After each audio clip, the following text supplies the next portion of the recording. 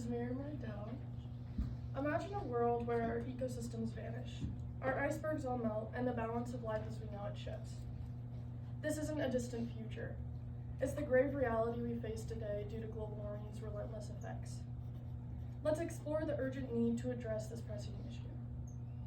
By listening to this speech, you'll gain a deeper understanding of how our world has been deeply affected by global warming. As someone dedicated to informing you about global warming and its effects on our Earth, I've done sufficient research involving credible sources to have a deeper understanding of the complexities and consequences involving climate change. Global warming has taken a toll on our planet in many ways throughout the years, through gas emissions, greenhouse gases, and other damaging effects. It's important we pay attention to these issues and find solutions to ensure a sustainable future. My first main point will be perceptions towards climate change. I will talk about how people's opinions have been proven to be malleable regarding global warming and how they can easily change. Secondly, I will discuss global warming's impact on diverse climates and how global warming has affected climates worldwide, from the oceans to the forests. Lastly, I will bring your attention to urgent national initiatives, reversing the climate crisis. I will bring up how urgent it is for us as a nation to take action and attempt to fix the problems we have caused to the Earth. Now that I have discussed what my main points will be, let's dive into the first main point, perceptions towards climate change.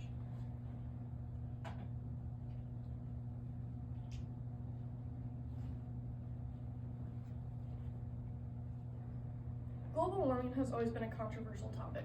However, Dr. Finceras explains the general public itself is concerned about global warming.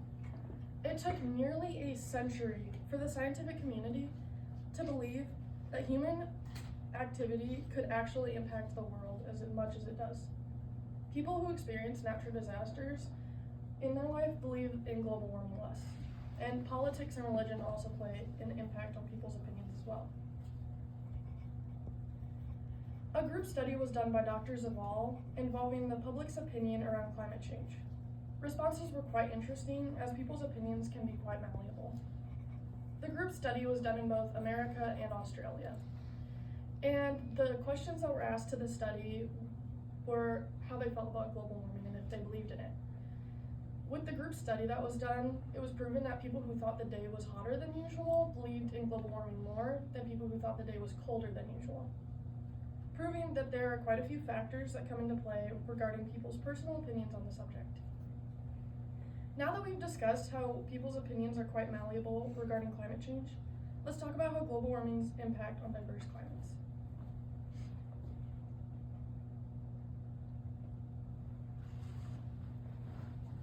First, I would like to discuss the impact global warming has had on the oceans. Dr. Leverman unfortunately brings light to how the ocean's not talked about much when it comes to global warming. But it is a climate that's being largely strained. Over the last century, water levels have risen exponentially. This has a lot to do with what is called ocean warming. Dr. Barbosa discusses that temperatures continue to rise and icebergs continue to melt. It's essential we address ocean warming if we want to prevent sea levels from continuing to rise. Now we'll discuss the effects global warming have had on the forests. Trees are highly affected by global warming. The History Channel says because of the rise in temperature, trees need more water in order to grow. CO2 plays a factor in this as well. Trees have a harder time adapting to ecosystems because of the CO2 levels. Trees have also been proven to photosynthesize less. In order for tree growth levels to rise again, we must limit the amount of CO2 levels that is in our atmosphere. Now that I have brought your attention to the severity our ecosystems face daily, I will lastly discuss urgent national initiatives. There are many ways to aid the world when it comes to climate change, so let me make you aware of some. One way to support this is by donating to nonprofit organizations that are fighting to make our world a better place. Many nonprofit organizations are finding ways to reverse or fight carbon emissions, greenhouse gases, and more. You can also change things in your personal life to be more eco-friendly, like recycling, reducing waste, or even using a reusable water bottle.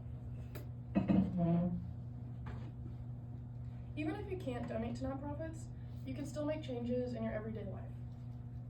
Wrapping up our journey, let's briefly reflect on what we talked about.